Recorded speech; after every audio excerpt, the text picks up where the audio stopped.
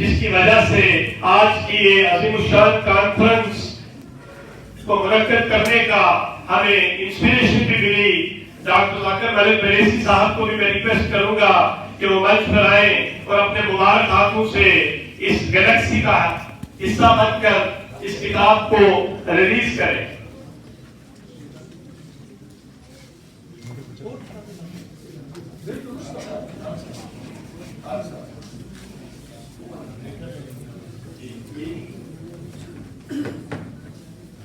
ہمارے درمیان مشتاق احمد رینا صاحب بھی یہاں تشریف لائے ہیں. میں ریکویسٹ کروں گا کہ منچ پر آئیں اور اس خوبصورت سی محفل کا حصہ بھی بنے اور اپنے مبارک ہاتھوں سے اس کتاب کی یہاں رسم رونمائی ہو رہی ہے اس میں شامل ہیں.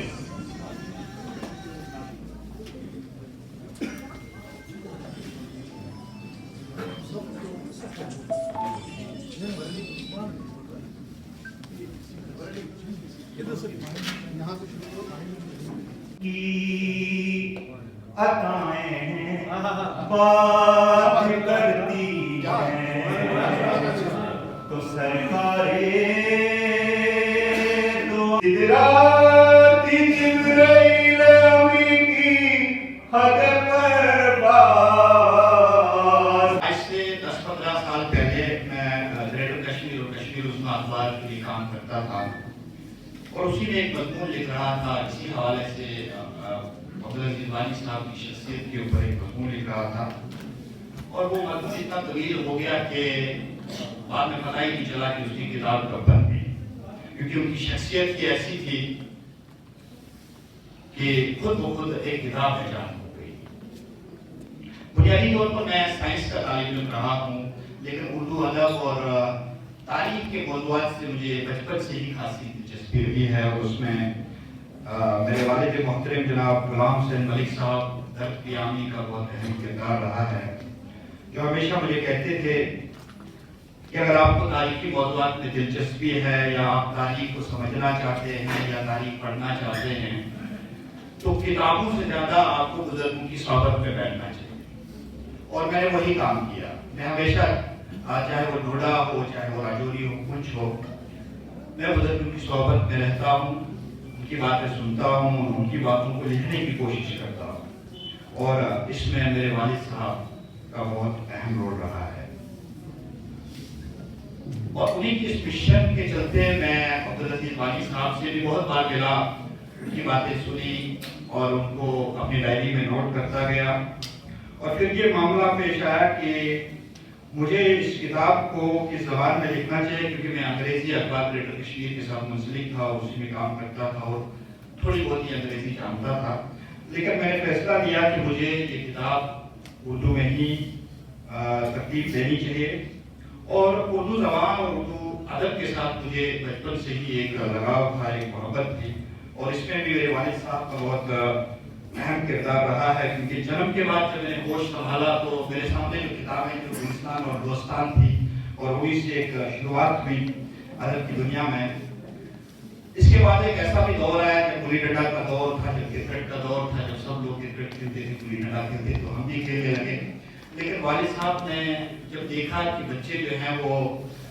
کتابوں سے اب ہٹ کے گلی ڈنڈا میں مصروف ہو رہے ہیں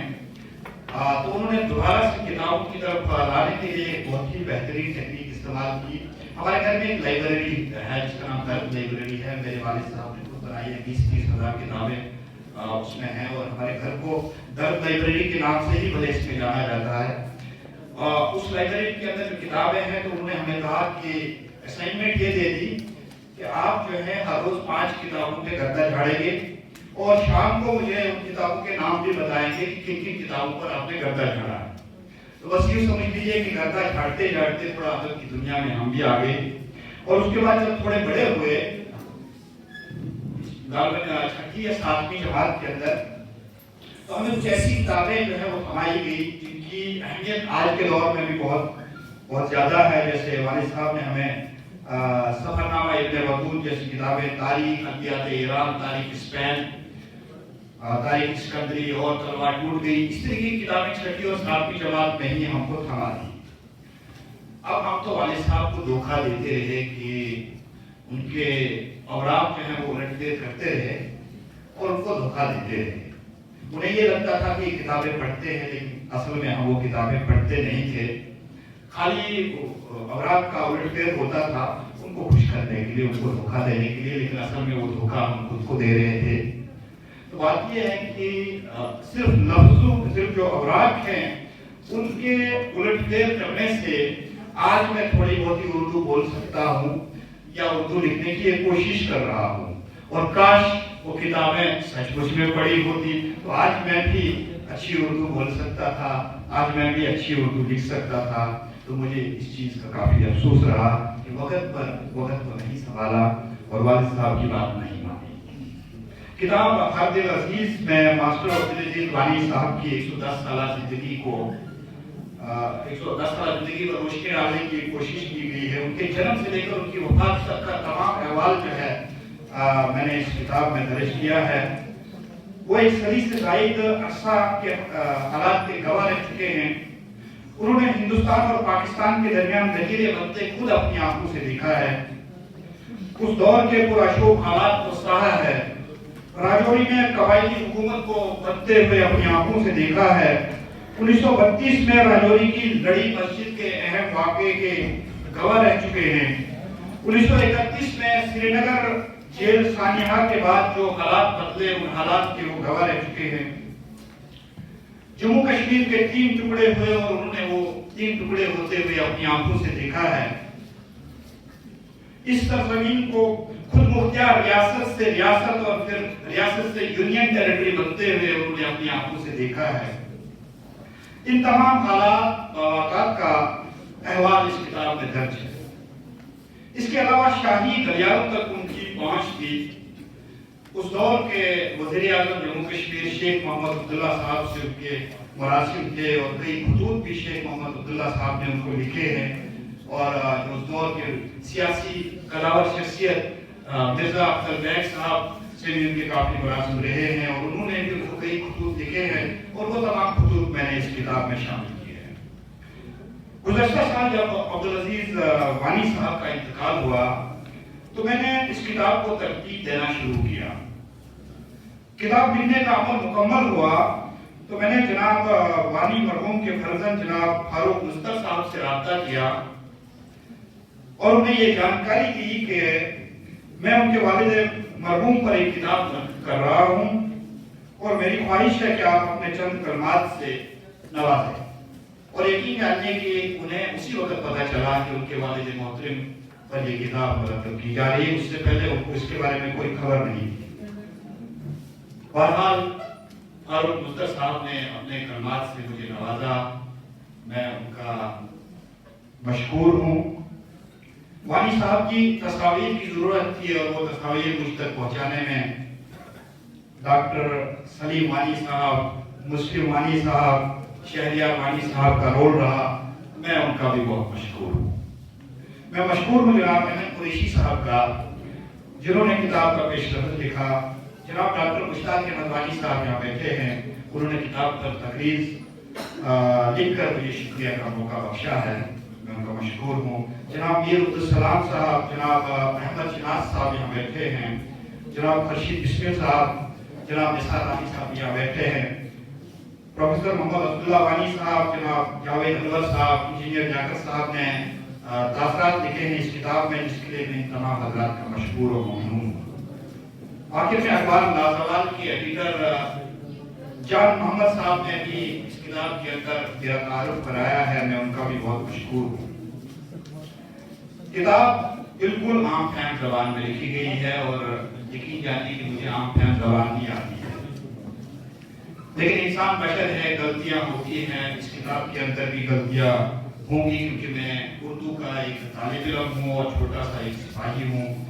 जो उर्दू बोलने की कुछ कोशिश कर रहा हूँ, उर्दू लिखने की कोशिश कर रहा हूँ। अपने आप को मैं कभी उर्दू का अजीब समझा ना उर्दू का कलामकार समझता हूँ, बस एक कोशिश में लगा हूँ कि उर्दू किसी न किसी तरीके से मैं सीख पाऊँ। सीखने की एक कोशिश करता हूँ, लेकिन मैं आपको यकीन दिलाता हूँ कि बहुत जल्द मैं उर्दू सीख जाऊँगा और बहुत जल्द मैं उर्दू लिखने की एक अच्छी कोशिश करूँगा। इन्हीं आवाज़ के साथ मैं आपसे मौज़ूआत होते हैं یا جو ادب سے میں جڑا رہا وہ بچپن سے ہی جڑا رہا، اور اس میں میرے والد محترم صاحب غلام حسین ملک صاحب کا بہت اہم کردار رہا ہے۔ انہوں نے تاریخ کے موضوعات سے جڑنے کی ایک مجھے کوشش کی بچپن سے ہی، اور وہ ہمیشہ کہتے تھے کہ آپ کو اگر تاریخی موضوعات میں دلچسپی ہے یا تاریخ سمجھنا سیکھنا چاہتے ہیں تو آپ کو بزرگوں کی محفل میں بیٹھنا چاہیے، بزرگوں کی صحبت میں بیٹھنا چاہیے، اور ان کے تجربات سے کچھ سیکھنا چاہیے، اور اصل تاریخ آپ کو وہیں سے معلوم ہو جائے گی۔ بزرگوں کی صحبت میں بیٹھنے کے بعد ہی آپ کو اصل تاریخ کا پتہ چل پائے گا۔ اور اسی مشن کے تحت، اسی نصیحت کے تحت جو ہے میں ہمیشہ بزرگوں سے ملتا ہوں، چاہے وہ راجوری پنچ ہو، چاہے وہ میرا چناب خطہ ہو، میں بزرگوں سے ہمیشہ ملتا ہوں اور ان سے باتیں کرتا ہوں، ان کی باتوں کو نوٹ کرتا ہوں، اور پھر کچھ نہ کچھ میں لکھنے کی کوشش کرتا ہوں۔ تو اسی مشن کے تحت میں نے عبدالعزیز وانی صاحب سے بھی کئی بار میں ملا ہوں، ان سے کئی بار ملاقاتیں رہی، اور ملاقاتوں کے دوران جو کچھ انہوں نے مجھے بتایا ان کو میں نے ہمیشہ نوٹ کیا، اور پھر یہ فیصلہ کیا ایک دن کہ بھائی مجھے جو ہے اس پہ ایک کتاب جو ہے وہ بنانی چاہیے، اور اس صورت میں جو ہے آپ کے سامنے ایک کتاب آج آپ کے سامنے آئی ہے جس کا نام ہر دل عزیز ہے۔ اور اس کتاب کے اندر میں نے یہ کوشش کی ہے کہ عبدالعزیز وانی صاحب کے جنم سے لے کر ان کی وفات تک کا سارا احوال جو ہے اس میں بیان کر سکوں۔ میں آپ کو یہ بتا دوں کہ عبدالعزیز وانی صاحب 110 سال کی زندگی تھی ان کے پاس، اور 110 سال میں انہوں نے جو کچھ کیا وہ تو اس کتاب میں موجود ہے ہی، لیکن میں آپ کو یہ بتا دوں کہ ایک شخصیت ہوتی ہے جس نے 110 سال کا عرصہ ماپا ہوگا، اس کے آس پاس تاریخ بھی گھومتی ہے، اور جب بھی ہم کسی شخصیت پر لکھتے ہیں تو تاریخی حوالے ضرور اس میں آ جاتے ہیں، اور اس کے آس پاس کی تاریخ ضرور آ جاتی ہے۔ آپ کو معلوم ہوگا کہ 1947 کا ایک بہت المناک واقعہ ہوا جس میں 2 ملک جو ہیں وہ تقسیم ہو گئے، ہندوستان پاکستان بنا، اور جموں کشمیر کا بھی ہم بٹوارہ نہیں کہوں گا بلکہ اس کے 3 حصے ہو گئے، چائنا کے پاس، پاکستان کے پاس، ہندوستان کے پاس۔ تو انہوں نے وہ ساری چیزیں، وہ سارے حالات، وہ سارے واقعات کو اپنی آنکھوں سے دیکھا ہے، ان کو پرکھا ہے۔ اس کے علاوہ جو سیاسی شخصیات اس دور کی بڑی بڑی تھی، محمد علی جناح، مہاتما گاندھی، اور شاعر مشرق علامہ اقبال صاحب سے بھی ان کی کئی بار ملاقات رہی، اور ان کے کمرے میں بھی وہ گئے، ان کو شعر کہتے ہوئے انہوں نے سنا، اور وہ سب احوال جو ہیں اس کتاب کے اندر موجود ہیں۔ اس کے علاوہ میں آپ کو بتا دوں جو اس دور میں یہاں پہ شیخ محمد عبداللہ صاحب جو ہیں وہ وزیر اعظم ہوا کرتے تھے، اور ان کے ساتھ ان کی خط و خطابت بھی رہی ہے، مرزا افضل بیگ صاحب کے ساتھ ان کی خط و خطابت رہی ہے۔ تو اس حوالے سے یہ کتاب بہت ہی اہم ہے، اور تاریخ کے حوالے بھی اس میں آپ کو دیکھنے کو ملیں گے، اور میں سمجھتا ہوں کہ تمام لوگوں کو یہ کتاب پڑھنی چاہیے اور اس سے مستفید ہونا چاہیے۔